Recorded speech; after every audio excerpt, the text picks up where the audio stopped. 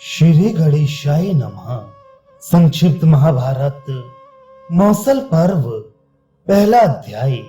श्री कृष्ण का यादवों को तीर्थ यात्रा के लिए आज्ञा देना।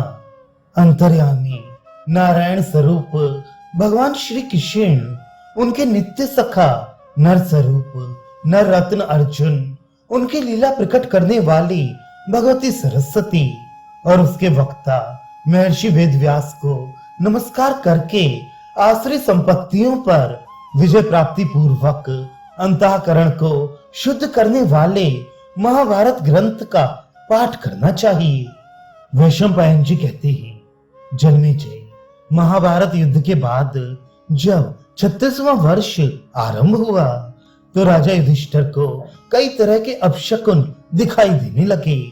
भारी तूफान लिए प्रचंड आंधी चलने लगी, उससे कंकड़ और पत्थरों की वर्षा होने लगी।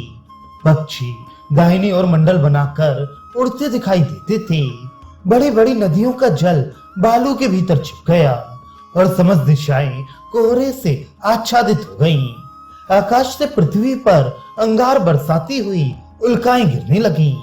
सूर्य मंडल धूल से आच्छन्न हो गया।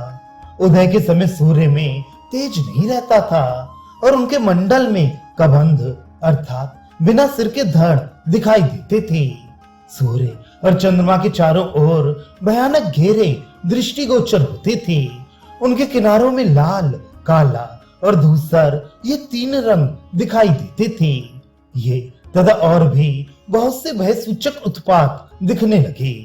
इसके थोड़े ही दिनों बाद युधिष्ठिर को ये खबर मिली कि मूसल के कारण समस्त वृषणवंशियों का संहार हो गया।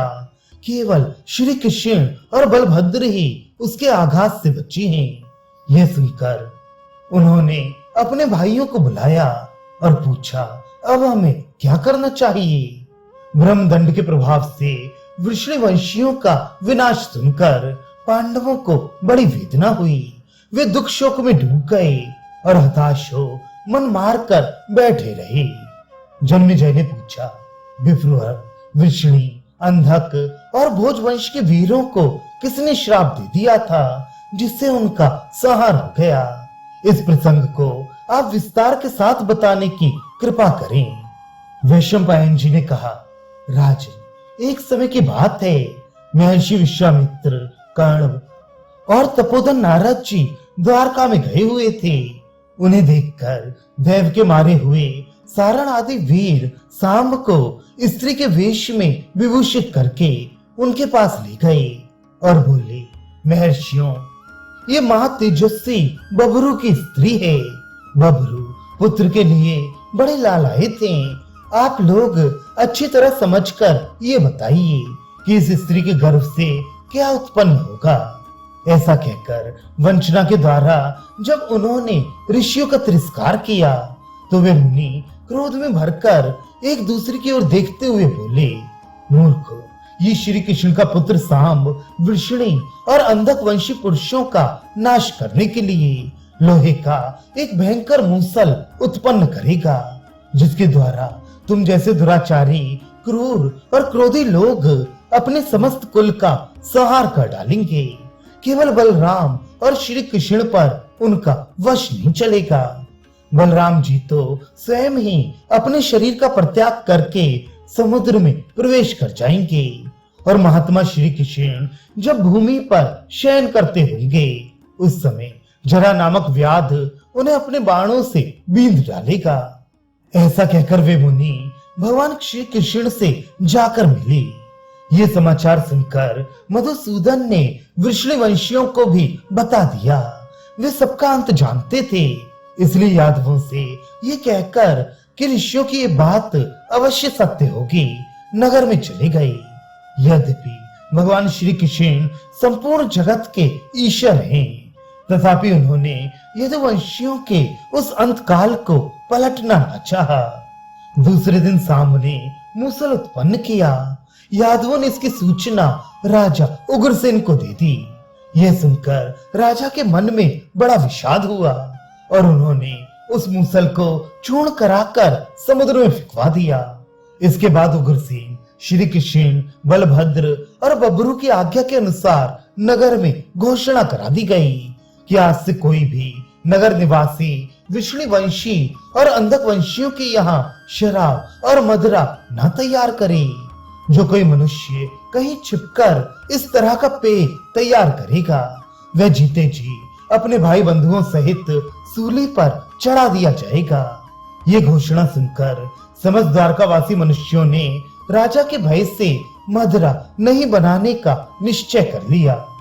वैशंपायन जी कहते हैं, राजा, इस प्रकार वृषणी और अंधक वंश के लोग अपने ऊपर आए हुए संकट का निवारण करने के लिए नाना प्रकार के उपाय कर रहे थे। तथापि काल प्रतिदिन उन सबके घरों में चक्कर लगाया करता था। उसका स्वरूप भयंकर और वेश विकट था।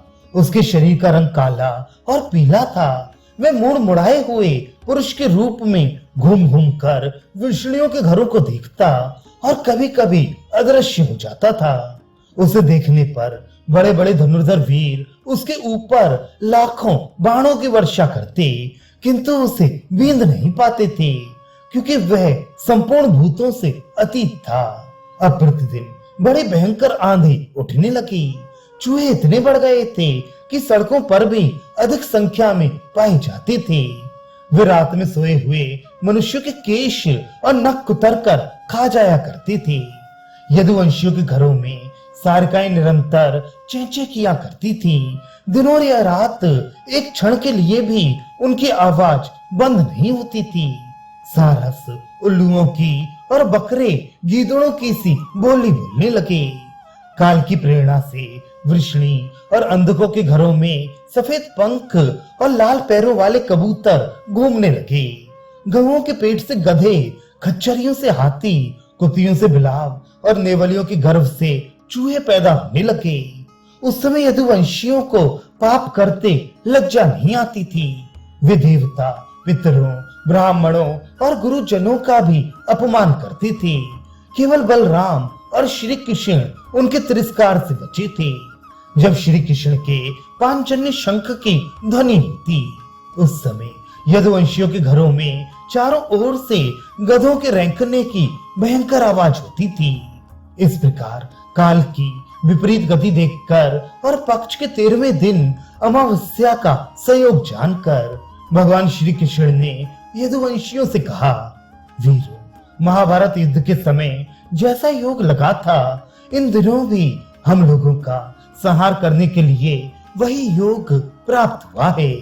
यूं कहकर श्री कृष्ण काल की अवस्था पर विचार करने लगे। सोचते सोचते उनके मन में ये बात आई, जान पड़ता है बंधु बांधवों के मारे जाने पर पुत्र शोक से संतप्त गांधारी ने आर्त भाव से यदुवंशियों के लिए जो श्राप दिया था, उसके पूर्ण होने का ये समय 36वां वर्ष आ गया। ये सोचकर भगवान श्री कृष्ण ने गांधारी का श्राप सत्य करने के उद्देश्य से यदुवंशियों को तीर्थ यात्रा करने की आज्ञा दी। भगवान की आज्ञा से राजपुरुषों ने सारे नगर में ये घोषणा कर दी कि सब लोग समुद्र के तट पर प्रभास तीर्थ में चलने की तैयारी करें।